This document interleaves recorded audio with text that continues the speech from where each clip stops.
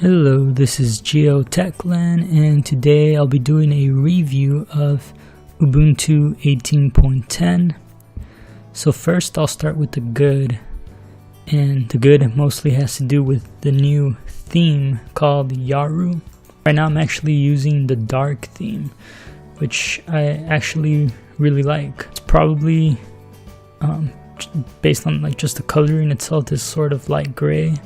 I actually like the dark theme aspect of the new Yaru theme. Obviously this comes with some new icons. Most icons like Firefox are left as is, but some other icons like the settings, tweaks, and the software updater and software center are a little bit different. The little title bar here is like the other major thing, because the one that 1804 was using was pretty dated. So let me go to the GNOME tweaks. That's the setting I was looking for. And so I'm going to go to the appearance. This is Yaru by default actually, and I like it, but I definitely always prefer dark just because it's easier on the eyes. And so that's really probably the major thing you'll notice comparing, Ubuntu 18.10 versus 18.04. Probably the only bad thing about this new theme is that maybe it's not really the theme itself, but the folders themselves, they're okay. They look a little bit more modern. I don't know if the orange matches the dark theme. Not a lot of stuff are integrated. Like this is using a completely different layout here. The only ones that normally don't fit in with a theme's overall style would be like snaps and flat packs. If you download one of those, they tend to kind of stick with their own user interface and theming. I feel like they still have a little bit of work to do here to fully integrate all the as many apps as they can, especially a default app like the system monitor. Even when you log out, this one, it should be a dark theme, I think.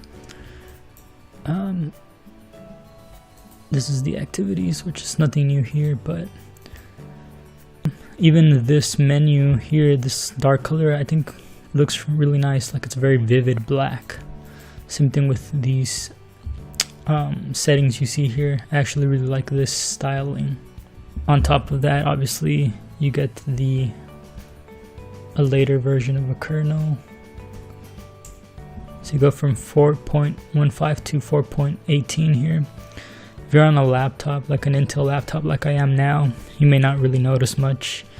On the Mesa front though, you still may not notice much, but you're on 18.2 here, which is really good if you're using Steam Play with Proton. It tends to like later versions of Mesa, so that's good. My biggest complaints with Ubuntu was really the initial, when you do a fresh download of Ubuntu 18.10, it just really isn't stable at all. Probably the worst thing was that when I would go to the settings and just go to the pretty much anything, Wi-Fi, Bluetooth, it was like I could see the CPU usage spiking up, and it was just stuttering.